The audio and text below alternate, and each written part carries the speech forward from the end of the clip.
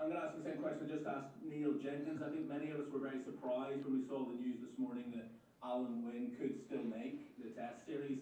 Was that a surprise to you as well last Saturday? Do you think, no, that's him done? We've seen the last one, sadly. Yeah, I thought so. I think he seemed to be,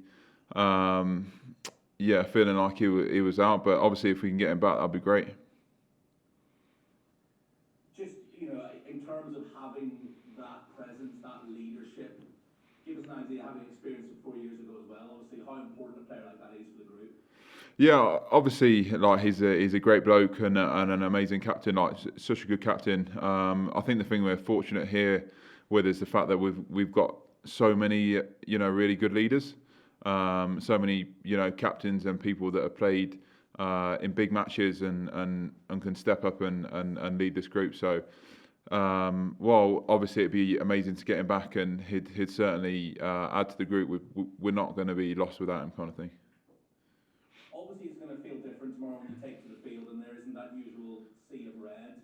How different a tour does it feel already in the fact that you can't room together and there's not the same sort of Lions fans everywhere? Does it feel different to 4 years ago?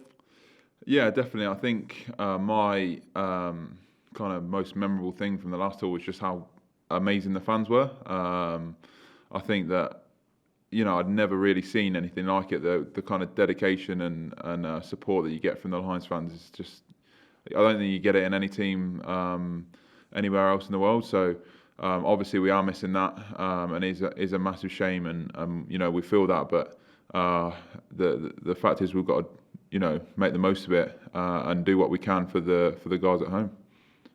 And the other things that makes the Lions tour so special is the friendships and bonds that you build that last a lifetime.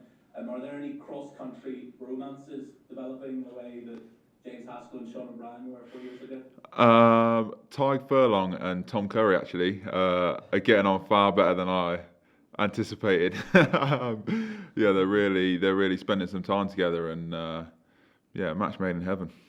Just one final question from me. Obviously, the kickoff time midweek has been brought forward in the case of the Euro semi-final. Tomorrow, obviously, there's the Euro quarter-final. Is there plans for the English boys to watch it, and will the Welsh, Scottish and Irish boys be cheering on England or cheering on Ukraine? I don't know, mate. I've not really thought about it, to be honest. I'm not massively into football anyway, and obviously we've got a game coming up, so I'll be focused on that. But I'm sure it'll be on somewhere. I'm pretty sure of that. Good man, Courtney. Best of luck. Cheers. How are you, Courtney? You alright? Yeah, good, thank you. From where you were a few months ago to where you are now, starting a match in South Africa for the British and Irish Lions, I mean, how are you feeling personally? What you've achieved in the last few months? Feeling really good. Obviously, I was incredibly appreciative to get the opportunity to, play some more rugby this season and on such a massive stage. It was very humbling to get that call up while still being injured and not having played pretty much any rugby this season. But luckily I've been able to come back, kind of hit the ground running, and I just got to continue that. Still plenty more to come, I think. Still yet to feel really comfortable again on the pitch, but for every minute I get, I think I'll keep improving. In terms of playing at lock and at 6 as well, that versatility, how much are you looking forward to tomorrow in your role?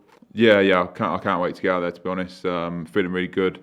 Had a good training week, so I can't wait to get out there, as I said, and get on there with the boys and show what we can do.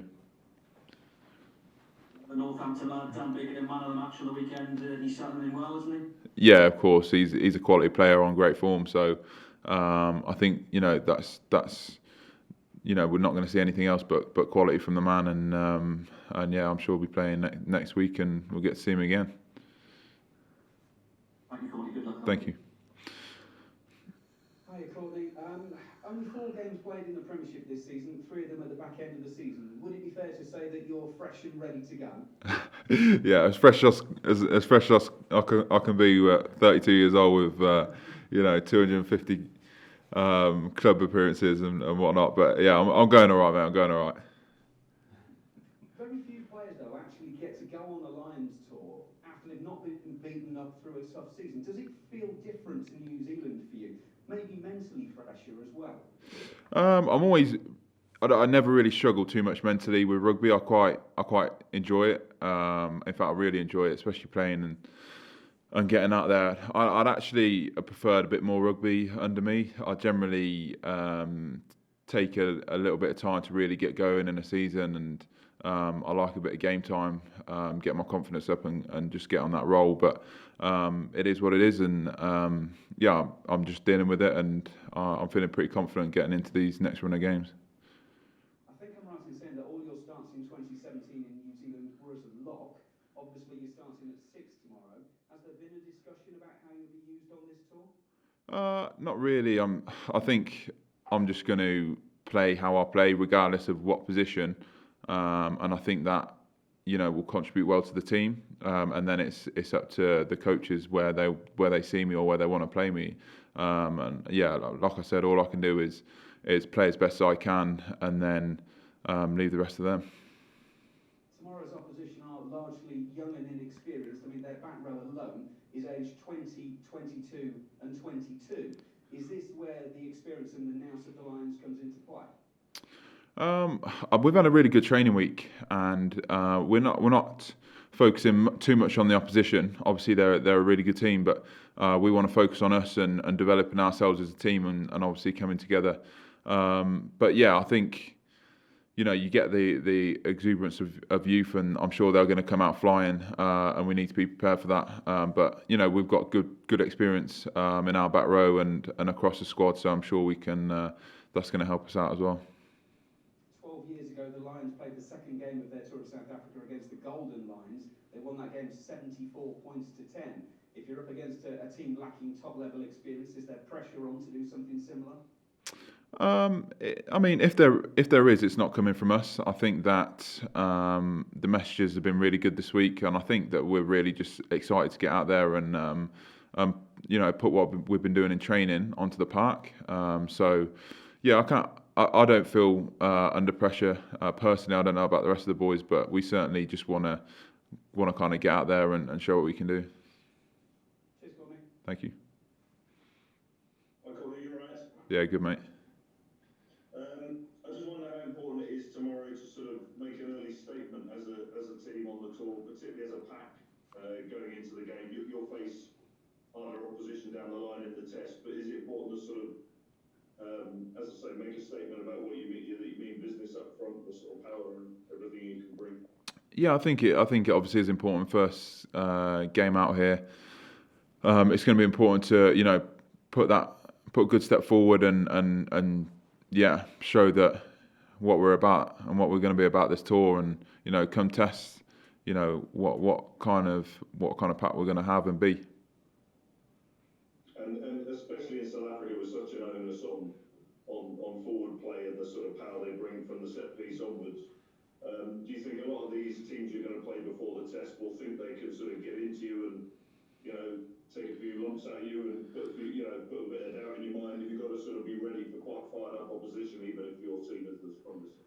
Yeah, I think regardless of who you play, as a Lions team, your opposition are always going to be gunning for you, and they're always going to be so up for it, ready to get into you. So I think we'll be prepared. We'll be prepared for that, and but still looking to impose our own physicality on the game as well.